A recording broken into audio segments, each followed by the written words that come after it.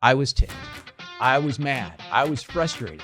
And I said on the phone, just do your damn job, and hung up on him. I don't care what you put as your values, but you have to have them. And he said, wow, you're going to talk to me that way. All right, hey, nobody tells you about getting promoted.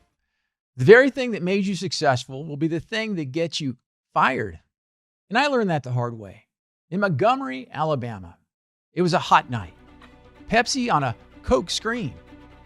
And somebody said to me, it's not what you did, Preston, it's how you did it. And that phrase changed the trajectory of my career. If you've ever stepped into a role and felt exposed, this season's for you. I spent 30 years in corporate leadership, making every mistake in the book, some of them twice. I'm Preston Poore, and if you're a leader who's ever felt in over your head but too proud to say it, you're in the right place. This is PQ. Welcome. Hey, let's frame up this season a little bit. Millennial leaders, real tensions. Nobody's talking about these tensions. Something like you've been promoted, you feel exposed, but you're not alone. Season 2 is going to be over 20 episodes, 5 different arcs. It's going to be kind of a series, if you will. And it's 20 tensions every leader feels, but nobody names out loud. The gap is real. For example here, 60% of leaders fail within 18 months of promotion. The average age for the first leadership training, 42.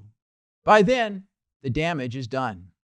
And so over the next 20 episodes, we're going to be naming the things that every leader feels, but nobody says out loud. No fluff, no theory, just conversations about the real tensions of leadership. So today's tension, episode 1, is on confidence versus competence. Now, maybe you've heard of the Peter Principle before. It's if you're promoted for doing a job well into a completely different one. You didn't get better at leadership, you just got a title. And 1/3 of managers, the studies show, feel unprepared. They're not rookies, they're not new to the job necessarily, or the company, but they are new to management, and they're the managers.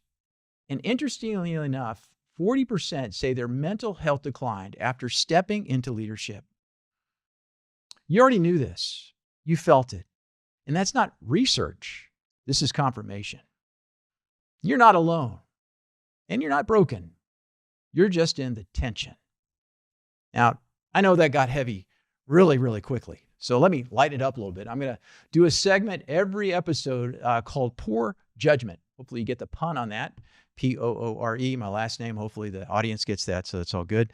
But before I tell you the rest of the story where I opened, I've got a few jokes that I'm going to run through every time. So let's have a little fun with this. I got promoted and thought I was ready. My first day, I walked into the new office, sat down, and opened my laptop. And I Googled, what does a manager do? And I had a business degree. And they hand you a team of people and say, lead them. No training, no playbook, no manual. I've got more instructions assembling a bookshelf from IKEA. You know that? The day I got promoted, 30 people said, you deserve this. By Friday, I was pretty sure that they were all wrong, including the guy who promoted me. And you know what a promotion really is? It's a company saying you were so good at your job, we'd like to give you a completely different one. No training, starting on Monday. Well, okay, back to Montgomery. I promise you the rest of the story.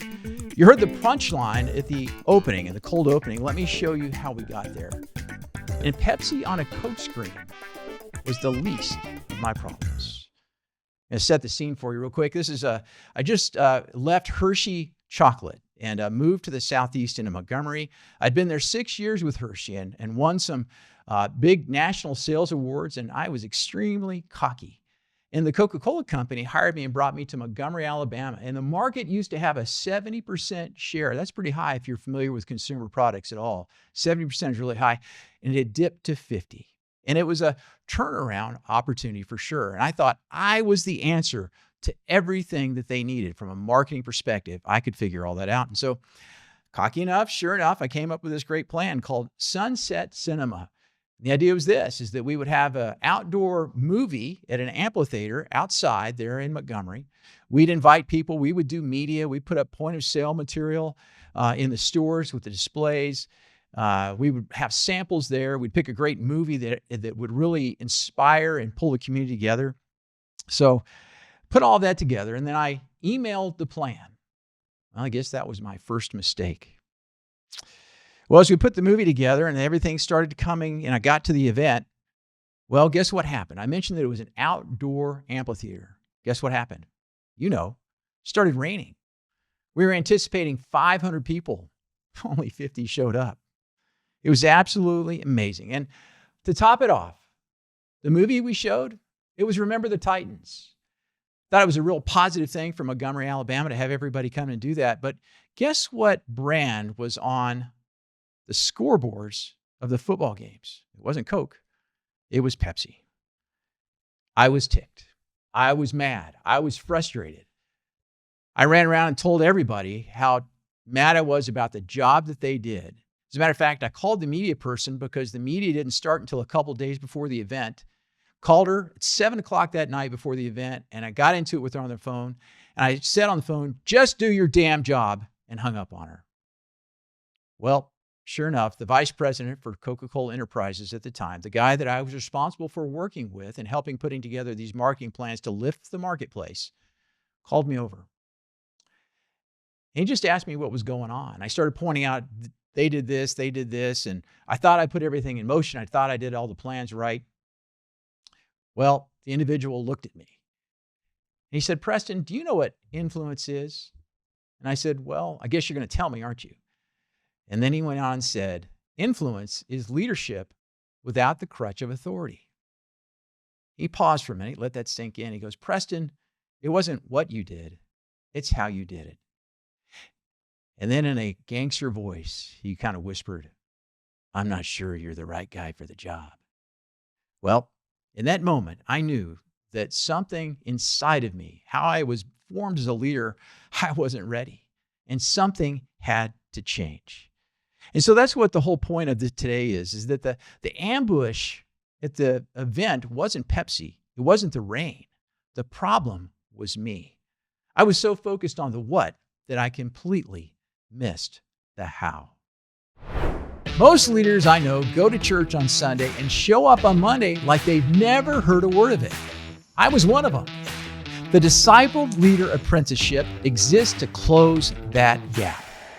One-on-one discipleship that shapes how you actually lead, not just what you believe. If you're tired of living two separate lives, visit PrestonPoore.com.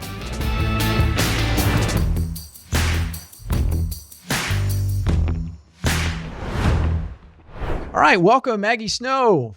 They appreciate you being on the show today. Thanks. Tell us a little bit about your career, and then we'll just jump into the questions real quick. Yeah, sounds great. Well, thank you for having me. I'm so excited to be here. So I'm Maggie. I grew up very much loving people. I've always loved to support people, help people grow. And I started my career in hospitality because that felt like a great way to not just support a team of building restaurants, but then also to help people have an incredible experience. And so I went from that to 2008, making my corporate jump into commercial real estate. And I spent 6 years growing in a company that was really just scaling at an incredible rate. And I was able to move from building their individual locations onto their HR team and supporting talent acquisition for US, Canada, and doing all of their kind of North America operations, which was really, really so exciting to be able to partner with. Towards the end of that time, I started making some jumps into some smaller companies, being able to help them scale as well. So moved into a healthcare company, didn't pan out very well. We didn't get the funding. Okay. And then moved more recently in the last couple of years into construction, which was quite the jump in terms of industry for me, but the opportunity was so great. I couldn't pass it up. So I oversee currently people and culture for 5 construction companies for a parent That's company, awesome. establishing all of our people operations, HR operations, and talent acquisition processes. Well, you are a rock star, and that's exactly why I wanted to have you on. Maggie's a friend of the family, and we've watched your trajectory over the years and so proud of what you're doing. But you kind of get this topic a little bit, right? Yeah. The competence and confidence and kind of the form before formation. We'll talk Yeah. a little bit more about that. But let's just jump into some of these questions. When did you first realize the thing that made you successful was no longer Yeah. enough? Yeah, I think I've had that point in my career a couple times. I think you first have it when you go from an individual contributor to Mhm. becoming a manager. And I had a couple of those moments of figuring out, how do I now enable and inspire the employees below me to be able to continue to do great work? But I have a clear moment when I stepped into my current role, Okay. going from overseeing talent acquisition for one entity to overseeing talent acquisition and HR operations for 5 scaling companies simultaneously that each have their own individual vision, mission, fields of companies. They each do individual Mhm. things, but they're all heading in the same direction in terms of a mission of a parent company or a holding company. And so in our family office. And so I remember sitting across from one of our leaders, one of our presidents, and him spelling out this problem that he had with his team Mm, and saying, "What do you think we should do?" mm. And I remember sitting there thinking, I should know the answer to this. I should know the playbook. I should know how to put it in place, but I don't. Yeah. I don't know what to do right now. And so I was honest with the leader and had to say, listen, this feels a little bit more complex. Let me think on it for a couple days and I'll get back with you. Yeah. But I remember feeling totally and completely exposed in that moment Right. of, man, I should know how to completely tackle this issue that this leader is facing. It was one of the companies that I should have been most familiar with, if anything, and feeling like, oh, he's going to find out I'm a complete fraud Yeah. to lead his company in this Oh, area. that's a great story. Great example. What would have happened if you fed him a line of BS, if you will, at that moment? I feel like he would have found out eventually. I Yeah. mean, when leaders eventually own and are presidents of companies, they have a good bit of experience themselves. They Mhm. normally, if they're posing the question to you, they probably have their own answer in the back Right. of their mind, Sure. and they're trying to see if you're aligning with what they think is the right vision or step. Sure. Um, and so I think it probably gained some rapport of just being honest, of saying, let's think through this, let's pause, let's make sure we're doing the right thing here, instead of jumping in and trying to fix solutions that maybe weren't the right solution at the time and could have caused some turmoil for the company. Yeah. Yeah. Absolutely. Take me back to the specific moment where you thought, I might not be the person that they think I am.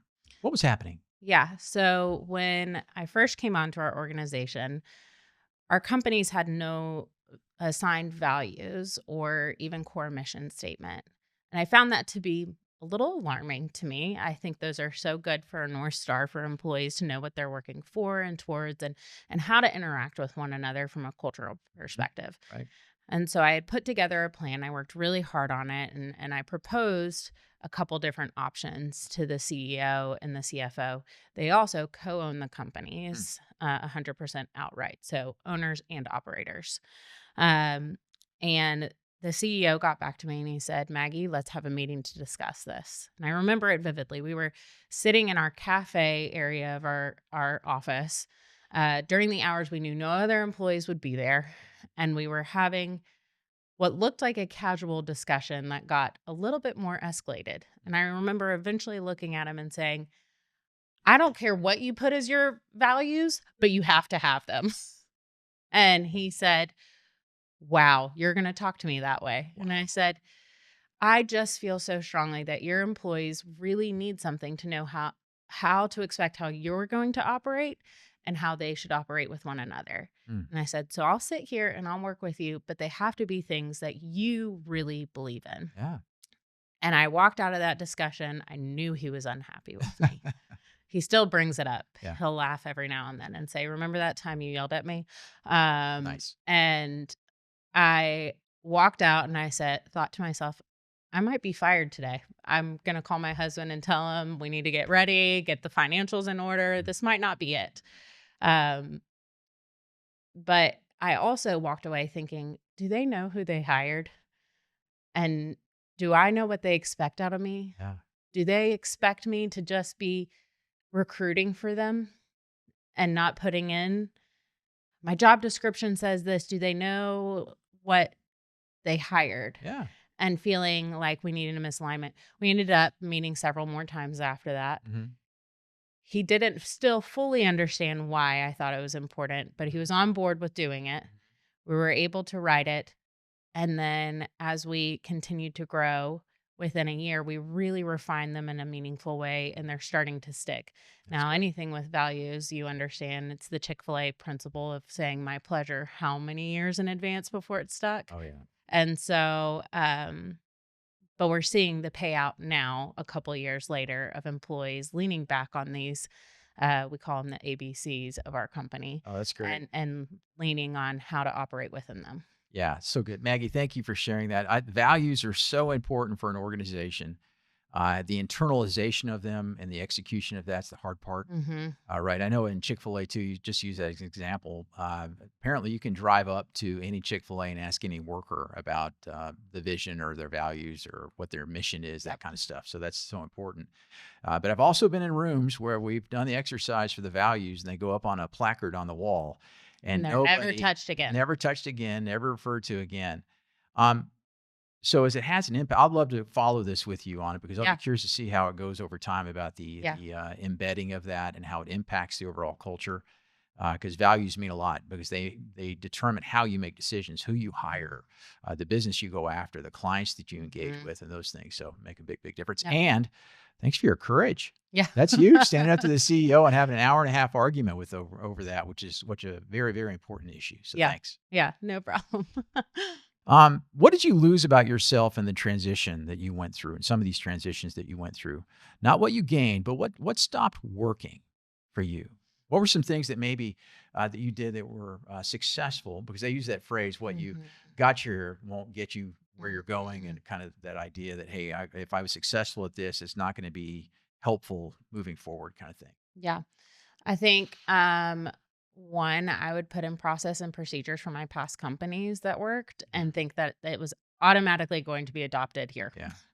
And that's not always the case. No. Each company is different. You can say, here's what worked at my past company, but I think I learned that phrase, this is what worked at my past company, Mhm. was a phrase that ultimately led to failure for me. Right. Right. If I leaned so hard on my past experience, I was never growing and adopting what was needing to be happening. And so I had to remove that phrase completely Mhm. and say, okay, if this was the template of what we used in the past, but what is the situation I'm looking at now? I had to stop talking so much and providing immediate solutions. And I had to listen Ah, and be quiet and learn the nuances before I posed the solutions. so good. So powerful. So powerful. And then, who told you the truth when you needed to hear it most, and what did they say to you? Yeah. So I'm going to go back even further from my from my current organization to my past organization in commercial real estate. Um, I had an employee who was really struggling performance wise, and I thought he's just not going to make it.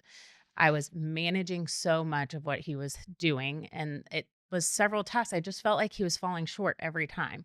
And so I would talk to my peers. I'm really struggling with this person. What do you think I should do? Nobody had any solutions. Mhm. I had PTO. Mhm. So I took my vacation time. My colleague covered for me. And I came back and she said, you're micromanaging him. You are so fixated on the tasks that he needs to be doing better that he doesn't have air to breathe to feel enabled and empowered by your Mm. vision.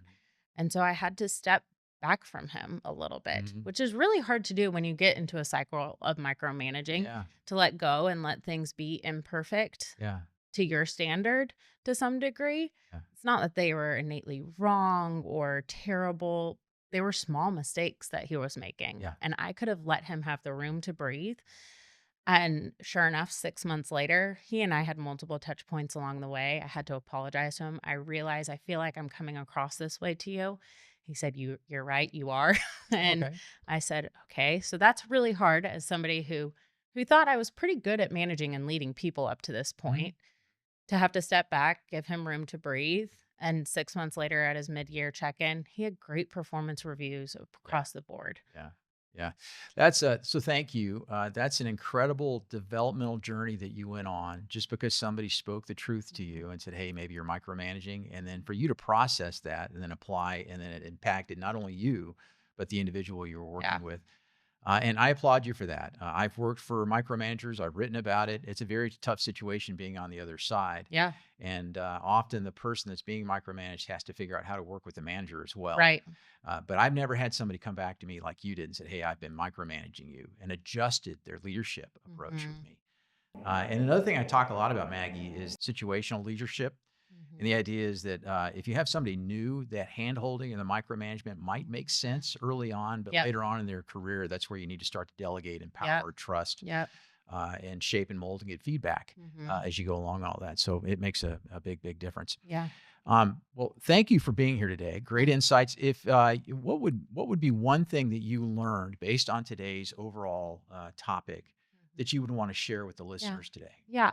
I think one big thing, Preston, is when I first started my new role, I knew I was probably going to be over my head. Mm-hmm. I knew that I had some learning curves to come. And what really rooted me was Proverbs 5 and 6, Okay. 3, 5, and 6. Yeah. And it's trust in the Lord with all your heart and lean not on your own understanding, but in all your ways acknowledge him and he'll make your path straight. Mm-hmm. And I think if you are a faith-based leader, one of the things we can do really well is step back, be able to examine what we're doing, see where we're leaning on our own wisdom, our own humanly knowledge, our own intellect, the intellect we've gained over the years, and try to make the quick decisions.